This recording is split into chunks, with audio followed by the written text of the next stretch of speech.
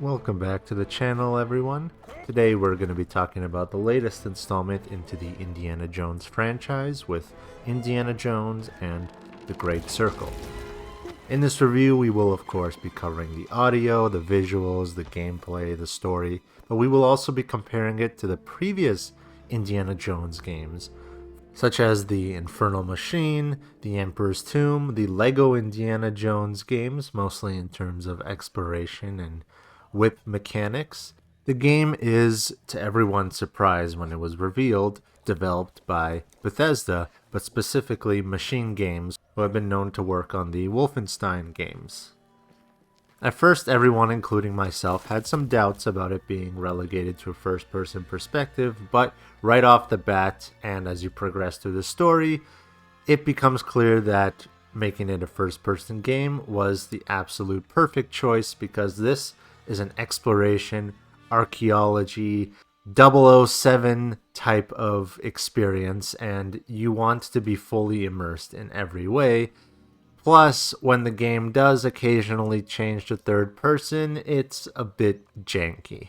Nonetheless, the game provides every type of experience for basically every type of player, with a perfect blend between first person and third person when you are doing some parkour and climbing up some ledges, using your whip to swing around. I am very happy that you don't have to be in third person when you're swinging around, because that could definitely cause some nausea for some people, and at times this game feels a lot like a VR title. Not really in its movement, but just the way that everything is set up and interactions with characters, and just also the field of view where you can see your hands and your legs, which isn't as common for first-person games in general. It has, of course, become more common in recent years, but just as a way to save on resources, if there's something you're not going to see, it's better to hide it. That also brings me to the customization. I did not care for the DLC outfit packs. They are, of course, cool and iconic, but I personally didn't use them because I didn't see a point to use them, since you barely see yourself in third person aside from cutscenes and when you're climbing or swinging. Right off the bat, when you're thrown into the game, you get to play through the opening sequence of Raiders of the Lost Ark. And this feels so perfect and sweet, and really a staple of what Lucasfilm specifically has been doing with games lately, by allowing players to play an unknown and kind of secret, iconic level from an iconic point of time in the franchise. They did that with Jedi Fallen Order through Order 66 and fighting Vader several times, and it feels so amazing to have that trend continue here, and I certainly hope they continue this for future licensed games. When you are playing through the beginning of Raiders of the Lost Ark, you immediately become used to the controls and the first person perspective, and it's just the ideal way to justify having this game be in first person all the way through, because you are playing a movie. Each Indiana Jones game can very well be considered as a new installment in the franchise in terms of movies, and The Great Circle does not pull any punches on that front. It is a cinematic experience all the way through. I've seen some complaints that people think maybe there are too many cutscenes, which I totally understand. And a lot of people have had fatigue from AAA games trying to be big movie blockbusters and taking away control from the player too many times. A prime example of that would be Call of Duty World War II. But it really works here because this is a movie game, both in terms of licensing and the experience. You are Indiana Jones. This really makes you feel like Indiana Jones, especially because of the perfect haptic feedback and the interactions and the visuals, which we all jumped to conclusions when they first revealed. It was not a great idea to reveal the Voss and Indiana Jones desert scene as the first look at the game, because even in game, the visuals in that section when you are in Giza is still pretty rough. They made some refinements, but it is still fairly rough. Though I can confirm that the entire game looks gorgeous overall. And another benefit of the first person perspective is drawing the player's attention away from those imperfections, because there can still be pop in, and the game does work in a unique way with LODs, not different from other big exploration focused games, but sometimes if you turn around quick enough, you can see some cloth physics, animations, or models loading in as you turn around. So sometimes when you turn, a model or animation or something will disappear, and then if you turn quickly to whichever side, you can kind of see it pop in and go back into place. And that's fine for resource management. That's how these things are done, especially in first person games. But it was really the perfect choice to use this perspective for immersion in the gameplay, narrative, and the graphics. On the topic of immersion, the game also takes advantage of the hardware and allows you to immediately continue where you left off via a menu. So whenever you quit to the main menu, you don't actually quit to a menu. The menu is in-game, so you just have the pause menu and all of the options on screen, and then the camera pulls back into a third-person perspective and everything happens in real time. Then the game loads up really quickly even after you shut down your console, and you can continue playing in half a second. It's really, really amazing, really impressive. I honestly did not expect something like this from Bethesda specifically, even though they are known for their huge open world games, but this was really fantastic to see, and it again just adds to the overall immersion. Funny enough, as we know, lots of games these days have DLC for things that probably should already be in the game. And I'm not just talking about live services, but things like texture packs, sounds, emotes. And this game is no exception, but it is still a very fantastic experience. And this additional graphics pack does not impact your gameplay. You don't really need it. It's more of a necessity. I tried it on both. The game looks beautiful overall. All I really noticed was some sharper contrast, HDR, a bit more vibrance in certain areas, and just some overall sharpness. But it's not really essential to download this additional graphics pack that is a 44 gigabyte download, at least on Xbox. So if you are going to be playing this game for a while and you think it's necessary and you don't really like the graphics as they are, then go ahead and download it. It makes sense from a resource management and optimization perspective, and it's nice to have. But if the game could be run with higher textures and it doesn't affect the frame rate, this really should have been added from the get-go, because like I said, I tried both and I did not notice any dips in performance or anything really negative happening.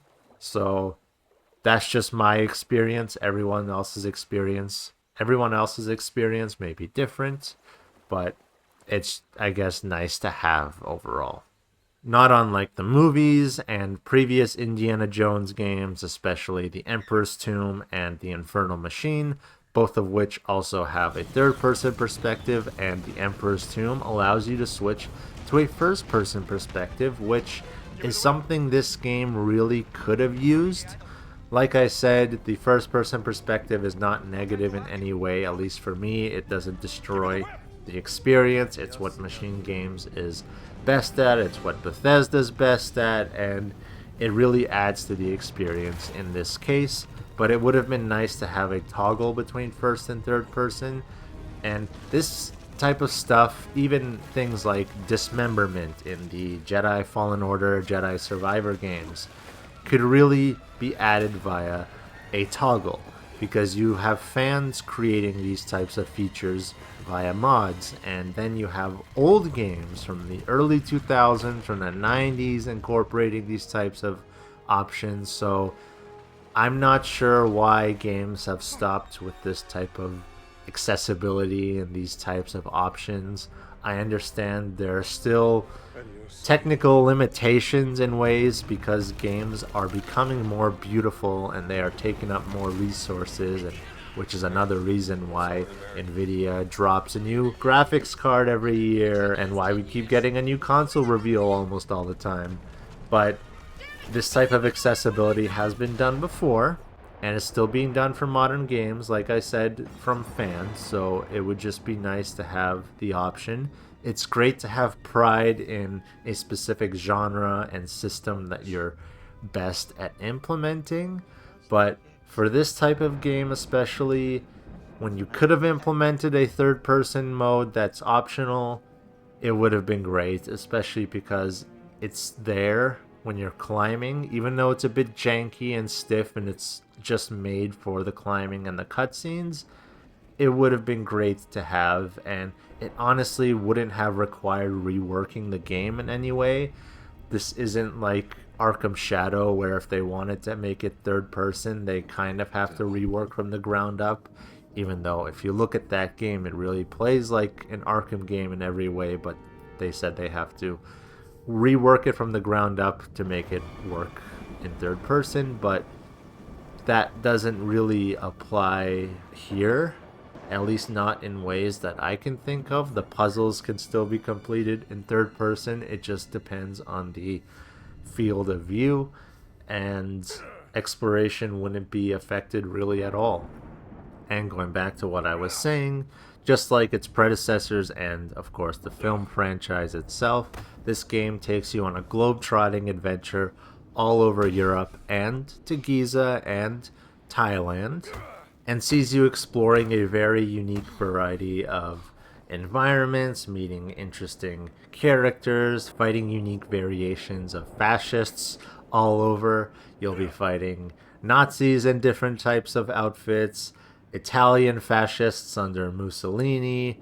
You'll be working with rebels. It's a really fantastic, diverse game, and it's really great that obviously this is based on historical events and historical designs, but it's really great to have these generic quote-unquote enemies, but all of them having their own respective and unique gear based on the environment, which is still more than we can say for a lot of other games in recent years, where enemies are really just copy and pasted and everyone's a twin.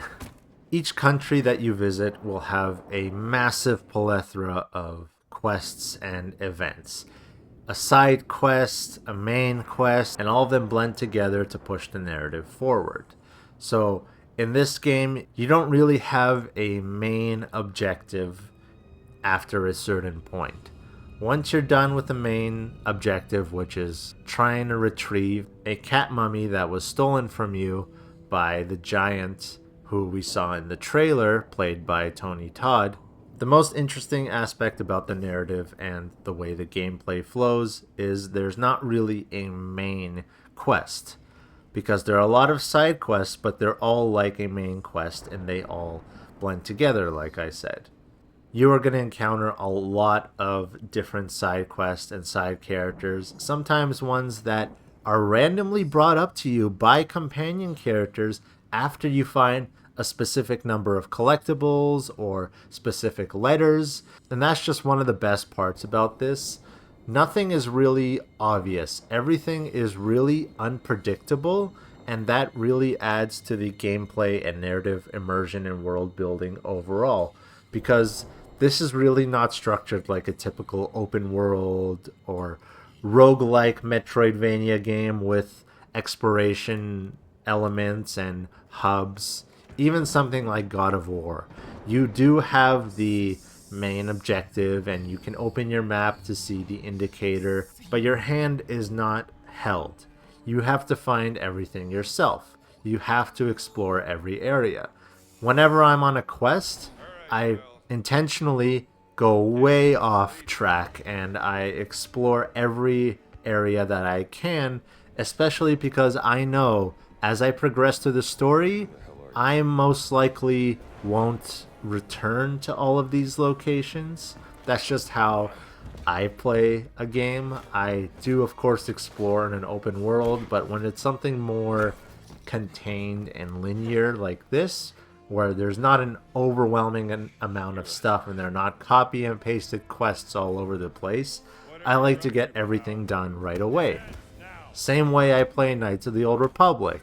You kind of discover things as you go along, and there are side quests that can tie into the main story, but they are also long enough to become their own stories. So I just get everything as fast as possible, explore, learn the lore, find collectibles, and I do the same thing here.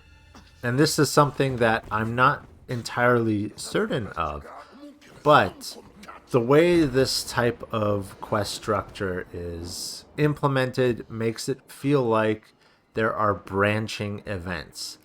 When you play on a higher difficulty, the puzzles are kind of different. They're more challenging. The enemies are, of course, more challenging, and you feel like you have a fresh experience overall.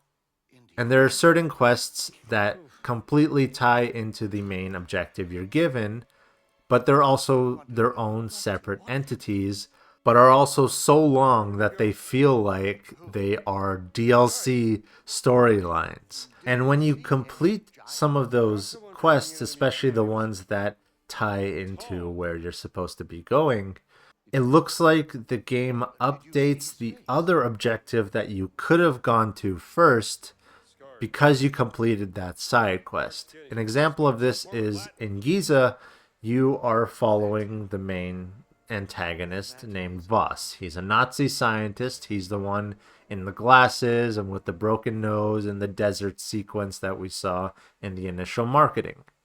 And while he's doing his own thing and you're exploring and finding collectibles and notes, other quests pop up. In this specific case, there is that main objective to follow him and also to find the idol of Ra. I'm not sure if these are intentionally supposed to tie into each other in terms of the vanilla game, because there is a story DLC pack focusing on the giants and the mystery behind them. I am playing this on Game Pass, so I instantly get the premium version of this. So everything is included, and I'm not certain if the experience is different for people that just have the base game without the DLC. But it's really interesting to see everything coming together and blending really naturally to make this massive narrative that can really go in either way but is still predetermined. And that really adds to what the story is about, which is everything is set in stone. Everyone's story is written, but you can also defy destiny by choosing what to pursue first, who to talk to first, where to go first, what to find, what to leave behind, who to help, who not to help. And this really makes for one of the greatest video games ever made, definitely the best Indiana Jones game thus far, and the Indiana Jones movie that we all wanted and deserved to see.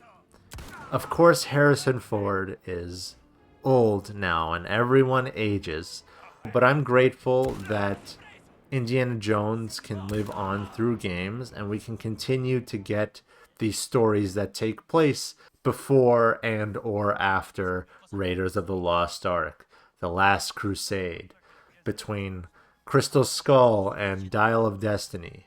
The future of this franchise is through video games and comics and novels if they wanted to continue in those mediums as well. I hope that we don't get any more Indiana Jones movies, especially because Harrison Ford is obviously done with the role. But Lucasfilm was unpredictable. Since 1983, they've been marketing their final installments as the final installments, but that's never happened. We've had more Star Wars movies, and Dial of Destiny ended with Indy swiping his hat, which is, of course, indicating that he's gonna keep going on adventures even if we don't see him. But I hope that doesn't indicate that we're gonna get some new Indiana Jones actor, because there's really no good way to move forward with this franchise aside from video games. This is very different from something like Star Wars. You can't really introduce brand new characters and have them hold up the story. This is Indiana Jones. Star Wars isn't named after specific characters. Without Harrison Ford, there is no Indiana Jones in live action. And without Indiana Jones, there's obviously no future for the franchise. So hopefully Dial of Destiny has capped off the franchise in the movies. As mediocre as it was, it's still a fun adventure, and it would have been great to see Short Round and Marion instead of having two characters who were basically substitutes for them. But hopefully, just like the Clone Wars did for the Star Wars prequels and other media in general and other franchises, hopefully we can get some games or even animated content, comics, novels that really add to these games and that add to the story and fill in more of the gaps, because this is archaeology. This is based on history, and there's so much to literally explore. These are as much educational games and movies as the Assassin's Creed games, and there's really a big comparison to be made between them. The Great Circle feels like an Assassin's Creed game that we expect Ubisoft to make today, but we know they've lost their touch. We know they've focused more on the open world formula and just a lot of emptiness with quests and stories that are kind of like a guise to make you feel like there is a lot of content. And unfortunately, that's a lot of game studios today. And I used to love open world games. They were my go-to experience, but now I am so sick of them and tired of them, and I always go to the ones that are more condensed, like the God of War continuations and Jedi Fallen Order, Jedi Survivor, Indiana Jones and the Great Circle now. All of them have condensed exploration, and it's all done to push the story forward, and there's nothing overwhelming, there's nothing boring, there's nothing repetitive in a bad way. And it's really how people remember 2000s and 90s game design, when there were technical limitations. And you know the saying, when people have less, they can create more. You have to really use your imagination more when you have less resources than others. And I think that's how games should be made. That is the mindset that should be used, because nobody wants these open, empty procedural worlds anymore. And Indiana Jones and the Great Circle really does a fantastic job of combining all of the years of previous Indiana Jones games and 2000s gaming and the storytelling of the movies. Now, although this is a fantastic experience, it is not without its bugs, which is to be expected. It is a brand new game, and it is a fairly large game, but the bugs are very present, mostly in the AI. I'm going to include some clips that show how brain dead the AI is and can be. Companion characters will just walk in front of enemies and they won't be noticed. Sometimes they will be noticed. Enemies can see you from the corner of their eye or from a massive distance, even when you're playing on normal. I played on normal most of the time, and this was very present. Then other times, you can walk right in front of an enemy yourself. They will see you. The little indicator above their head will show that they're about to attack you, but they just don't. They turn around in a comedic way. They walk slowly backwards with their guard up, and then they'll just turn around and forget about you and say the classic thing that we all know and love primarily from Ubisoft games, which is, I didn't see anything. Did you hear that? I must have missed something. Ah, it was nothing. It's beautiful and it's funny and it doesn't break the games. It can break the immersion at times, but it doesn't really break the games in a negative way. If anything, it helps to get through some of these more tense sections. I do not recommend rushing headfirst into enemies. When you alert one enemy, especially with a gunshot, they will all be coming towards you. You will see a bunch of red exclamation points all over, and no matter where you're hiding, they will know where you are because that's just how AI works in these types of games. They know your path, they're programmed to follow you, doesn't matter where you're hiding. Look at Halo 2, look at Halo Infinite. The elites, the grunts, they all know where you are. Doesn't matter if you're hiding behind a box, a crate, or on top of something, or crouching, walking slowly, they will find you and they will try to kill you. But despite all of that, you have a really entertaining, really faithful, and fun package. Machine Games specializes in making punching Nazis fun. Now, of course, that's fun in general, but in games, they really excel in that area, and Indiana Jones and the Great Circle really perfects the satisfying feeling of having your fist connect with a Nazi's face and having them fall over a ledge or just drop dead or be knocked out.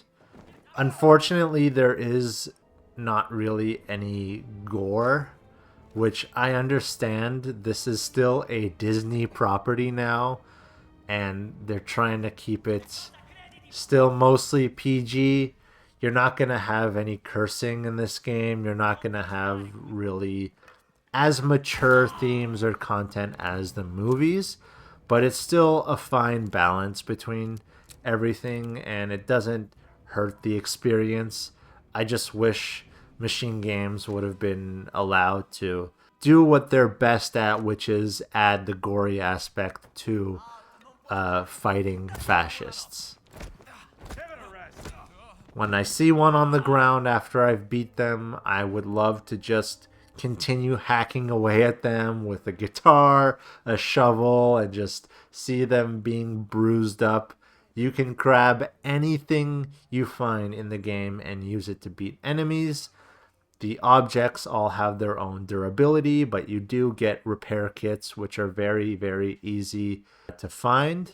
And this game does include Bethesda's survival mechanics, but it's not a survival game. You don't need to find all of those if you're very careful, if you're stealthy, if you time your punches right and dodge and block and all of that. So survival mechanics can definitely turn off a lot of players, myself included, but they are really, really tame here. They're more so optional.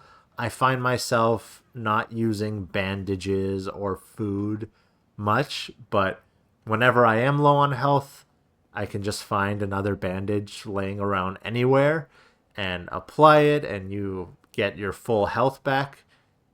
And also bread, which is very essential. Whenever you see bread in the game, pick it up. It will give you a health bar boost, and whenever you find things like fruits or dates, they will give you a stamina boost. There's a lot to cover in this game, and I don't want to go through everything, so you can experience it for yourself, and there's just way too much to cover overall. But what I've already said is basically the gist of the experience. It's really, really fantastic. It's worth playing. especially if you're just an Indiana Jones fan and not really a gamer. This is really perfect for getting new fans into the franchise and getting older fans back into the franchise, just like the Star Wars games have. It is such a cinematic experience, and whether you just want to watch a new Indiana Jones movie or play the game, this is the experience for you. And on top of that, in the settings, you can change the aspect ratio. So you have your 16 by 9 widescreen view, which takes up the whole screen but cuts off some of the corners. And you have your cinematic view, which looks exactly like the original films, and especially Raiders of the Lost Ark. And it is a really fantastic, immersive aspect ratio to play the game on. I did not play on cinematic the whole time. I tried it a few times. It definitely helps immerse you even further, and sometimes makes you forget. Sometimes makes you forget that you're even playing a game, especially when the cutscenes are lengthy, which is not a negative. In this case, lengthy cutscenes are welcome, but you also have a wider range of view because you can see everything in your corners.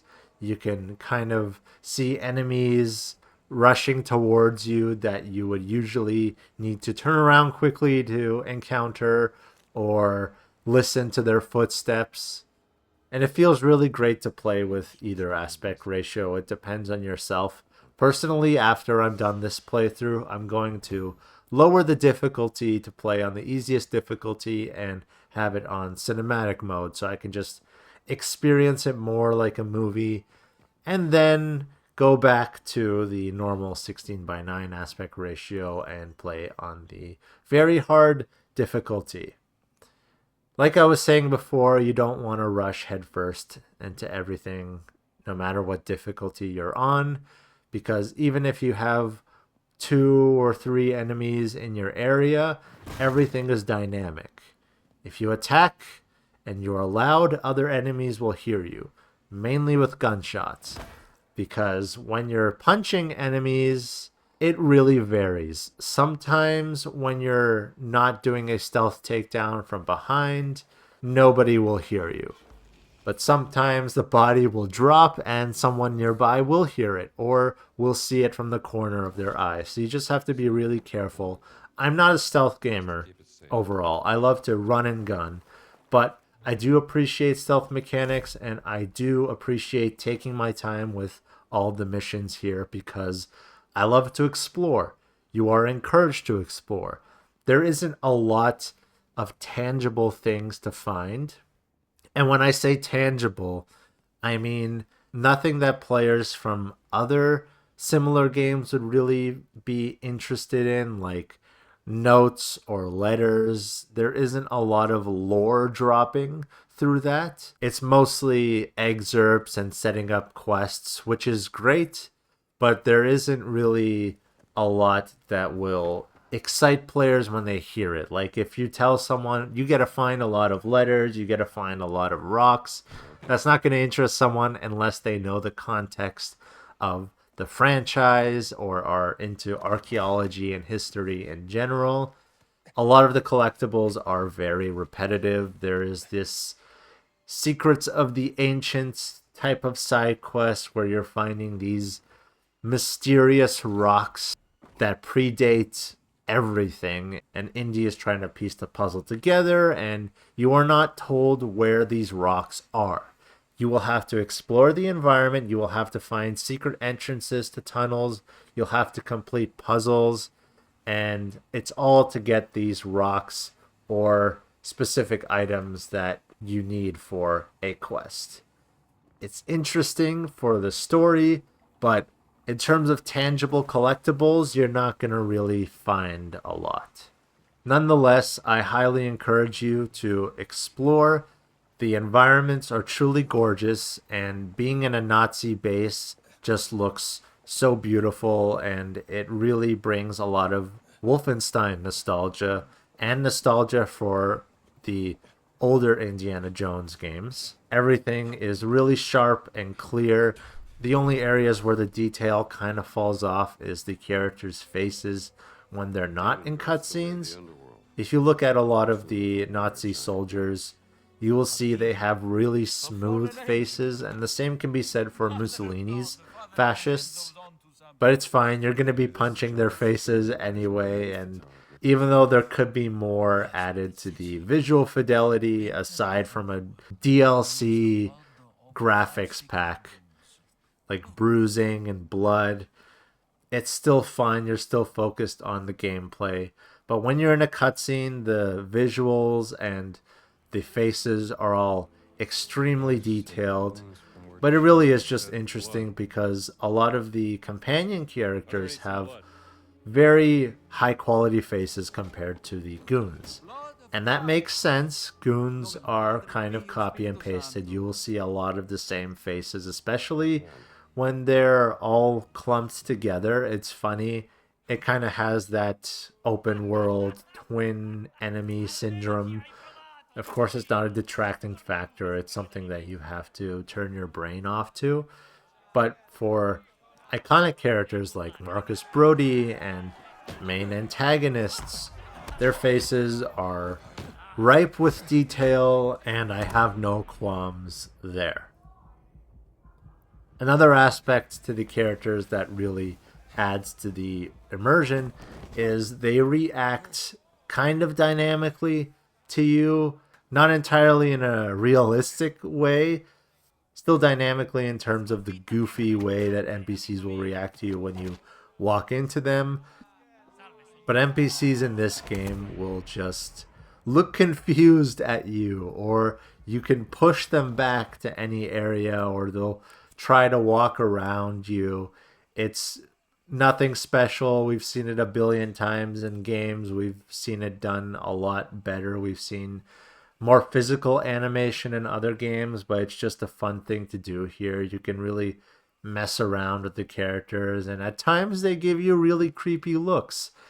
Whenever you're close to a character, they will all lock eyes on you, and sometimes their necks twist in such an unnatural way. They will do an almost 360-degree turn of their head, and you know that kind of uncanny, unbothered look that NPCs have when they blink and they squint their eyes. You'll get a lot of that here, and it can really become unsettling when they're slowly tracking your movements with their head.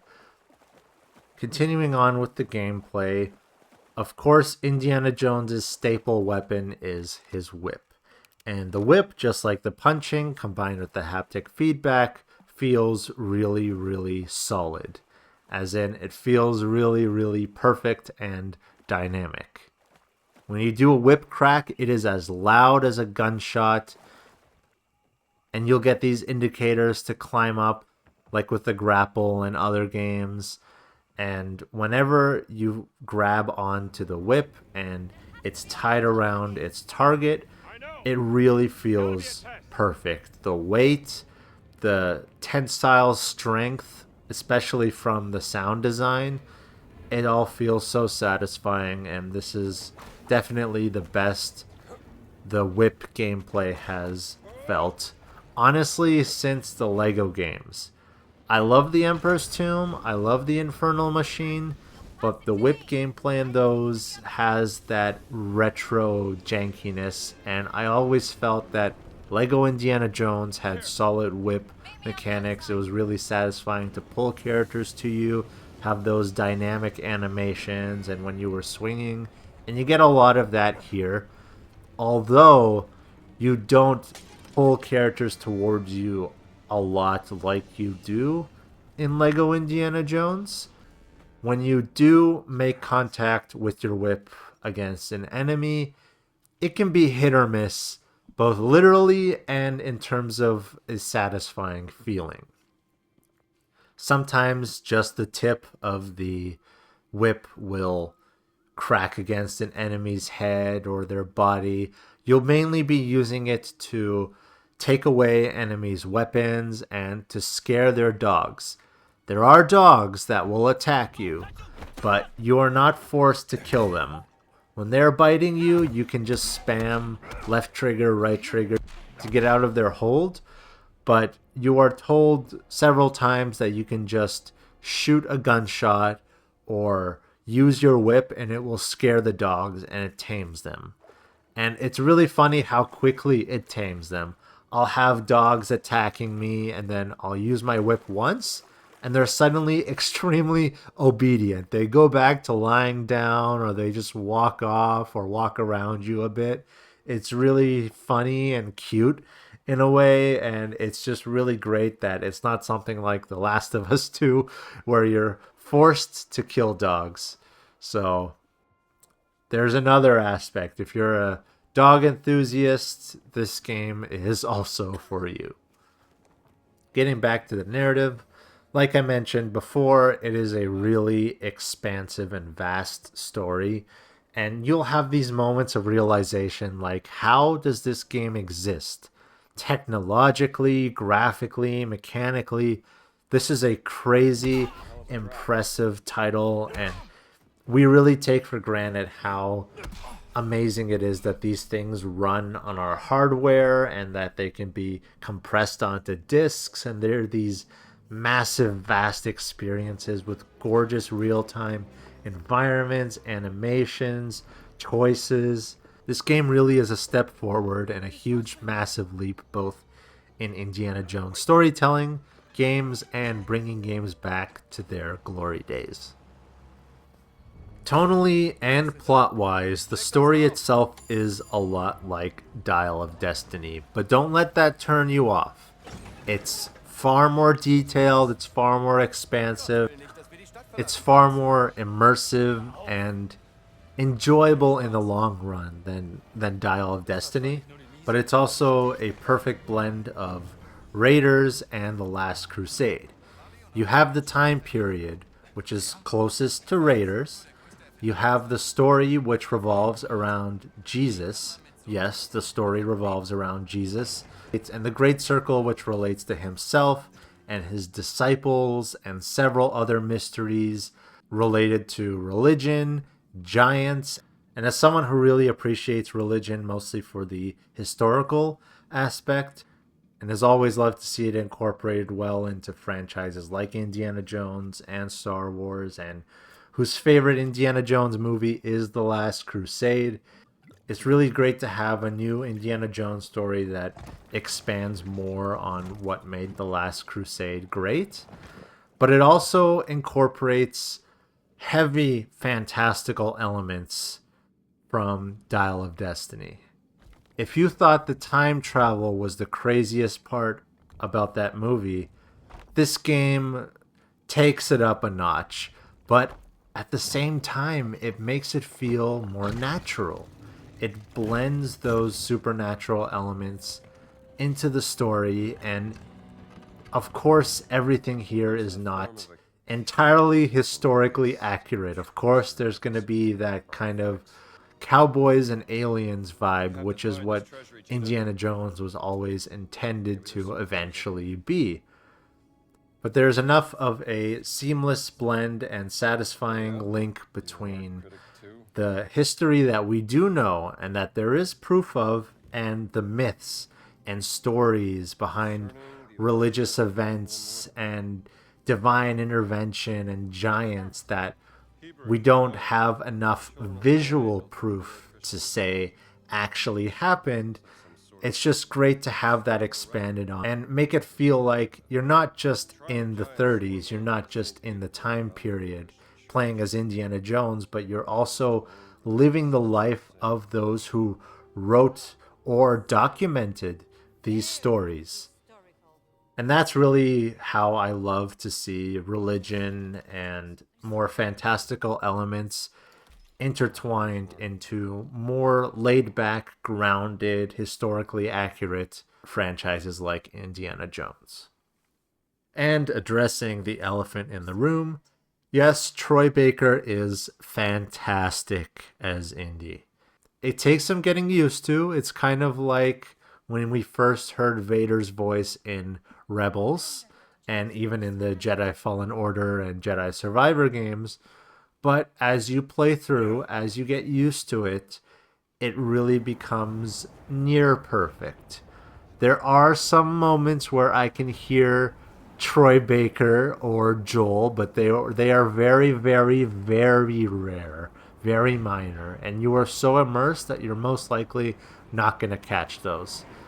I would have definitely preferred the voice actor who has voiced Han in everything in the Lego games, in the animated Lego specials, and in the Battlefront games. He is, in my opinion, far closer to Harrison's voice, but Troy Baker is also quite perfect as Harrison Ford, and you will not lose any second of immersion. And on top of that, he nails Harrison's mannerisms. Whenever Indiana Jones or Han Solo is investigating something or talking to a companion, putting something together, Harrison does these pauses and these little smirks and has really unique eye expressions, and the way he turns around when he realizes something, and there's just a lot of minor details that make Harrison Ford, and his character's iconic, and Troy Baker absolutely nails all of them. What makes the gameplay really truly engaging and authentic to Indiana Jones is there are moments where you will have to run and gun, where you will have to kill a guard or any type of enemy while there's a guard looking right in your direction. You will know when the guards start to move around. You will learn their AI path, but sometimes they don't move at all. Sometimes they will see you from the corner of their eye. Sometimes they will look right at you, and you have to make a decision. You have to look around for a possible other passage or other path, but sometimes you will have no other option. Sometimes you'll have to aim your gun, kill one enemy, and run as all of the aggressive red exclamation points appear on your screen and alarms start blazing. The Nazis start blowing their whistles. It is so intense. But when you are in those areas, especially the excavation sites, you will have to sneak around a lot of enemies. And especially if you're not in a disguise. You can find disguises randomly around the environment sometimes. A lot of these moments happen in Giza because it's such a vast environment and there are just so many different excavation sites and tunnels. You will not be given a disguise as a mandatory part of the story. You will have to either do side quests to get to a disguise or find one laying around. When you're in Italy, you need to get a black shirt disguise to enter this underground boxing ring and to also be able to go through more restricted areas without being noticed. And then when you put it on, you can go into areas where you initially had to do a lot of stealth and you had to sneak around and be careful in, but you can just walk in the front door now. There are restricted areas where even when you're in a disguise, you are not allowed to go in. So if you're discovered, you will be attacked. Yes. And officers from the Nazis and the Italian fascists are more keen than other enemies. They will see right through your disguise. You will know which ones they are. Sometimes they're carrying a sword. Most of the time they have a special hat on or they're wearing longer boots than everyone. Basically, they look like an Imperial officer from Star Wars. They'll be walking with their hands behind their back. They'll be doing a march while there are other soldiers lined up. They'll be in a slightly different colored uniform. And if they see you and the little yellow reticle reaches the question mark point and it turns red, they will alert everyone to your presence and you will have to run. So be careful of that. But it's never annoying. They are honestly very rare to find while you're exploring. And when you see them, like I said, it's obvious which ones they are. They're usually isolated from everyone. And you can just run around them or sneak around. And since the AI intelligence is very inconsistent, sometimes they will notice you, sometimes they will not. It just depends on how fast you're going and how close you are. And in Giza, you will get this Arabic disguise because the Nazis are working the Arabic people to mine for relics. So you just have to find that disguise. It's laying around. It's as part of one of your first missions you have to explore. But like I said, it's not mandatory to have these. It will just make things a lot easier for you. And going back to what I was saying about the action that's authentic to the films, when you are in these excavation sites or anywhere, but especially those sites, and you have to take down an enemy, you run. The music blares, you're running, you're jumping on a ledge. There are Nazis chasing you. If you turn around, you'll see sometimes there's a line of them just so close to you. They'll send dogs on you, and you have to quickly turn around and find one of those grapple points where you can attach your whip and you climb up. And you have to run and be careful of your stamina because your stamina will drain. There are certain pamphlets and brochures and other things that vendors sell around each city that will increase your stamina and your statistics overall. I have been playing without those. I've been kind of playing more risky, but you'll find random vendors all around and they will just sell you things, mostly pamphlets and brochures that can really improve your overall character statistics. So be mindful of that, and especially when you are about to complete a mission. If you are close to a character that you have to talk to or deliver something to, and that's going to end the mission, but you're being chased, the game will usually not recognize that. Sometimes it has, sometimes it hasn't, so I don't know if it's a glitch or not, but it does make it feel more realistic. For example, there's this Arabic spy named Omar in Giza. I had to go into an excavation site, find something, bring it back to him, but it was more of a restricted area. Even though I was in a disguise, I couldn't be seen. So I had to take out an enemy, and I had to run and gun, find a whip point, climb up rocks, do a bunch of parkour. I look behind me, there are Nazis chasing me. It's really fantastic. It's really adrenaline rushing. I have stood up during these moments. And that is what truly makes this a beautiful, authentic Indiana Jones experience. And when I got to Omar, the game did not recognize that I was with him, so I had to wait until I lost the Nazis because he was scared.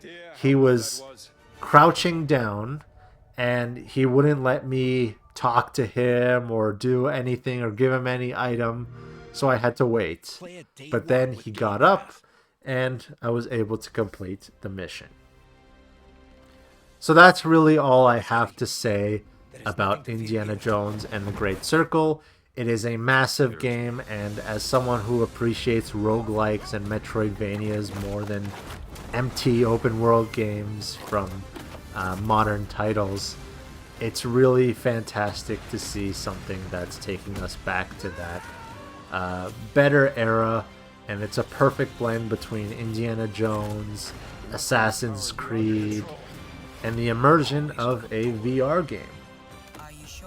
So go out and buy it. I would recommend playing it on Game Pass first, and then going through it with the different settings, with the different difficulty, and trying to get through each mission using a different approach.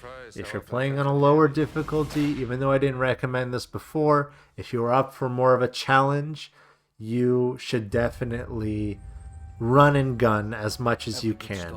These days, I would really recommend that people use Game Pass to get games because physical releases are unfortunately dying and prices are exuberant. But in this case, and the same as something like Star Wars or Spider-Man or any of the bigger franchises, this is really special. This deserves to be owned and preserved physically. And I highly encourage you, if possible, to buy this game physically, even if you're playing it on Game Pass or purchased it digitally. If you wait for a sale on the physical editions, I really think you should go out and buy it. It would be a really fantastic addition to your Indiana Jones collection. It goes really well with the movie sets, so you could display them together and whatever other figures or props that you own. And this really deserves to be cherished and preserved in its entirety. I hope you've enjoyed this review. There's so much to say about this game, but to avoid this being a 3-hour plus review where I go through the entire story, you'll just have to play it for yourself or watch it on YouTube as a very long Indiana Jones movie. That is also something that I recommend. If you are dying to play this game, or you're just interested in getting into Indiana Jones, and you're a gamer, definitely watch the cutscenes, watch through the story, because there are branching storylines, like I mentioned before, and they all factor into the main plot, but you can choose what you do first, and what you complete will usually affect the other open side quests. This is one of the most immersive and dynamic games I've ever played, and hopefully other companies and studios will take note of this, because true content in a game is made by the player's choices and branching events. If you enjoyed this video, look out for my next reviews, and you can check out my Patreon below if you want to support me. I've laid out a lot of tiers that describe how I can help you with your projects and do commissions for you. I love to draw and to paint digitally. So if you're interested in any of that, you can check out my Patreon, which is linked in the description. Even $1 a month from everyone would really help. And I will continue to upload and just have fun making these reviews. Thank you all for watching and listening. I hope you check out the game. Bethesda, you are on the right track back to glory and machine games. Just keep on doing what you're doing. We love punching Nazis in games, and we love Indiana Jones, so please, more of this. What you going to do, Indiana?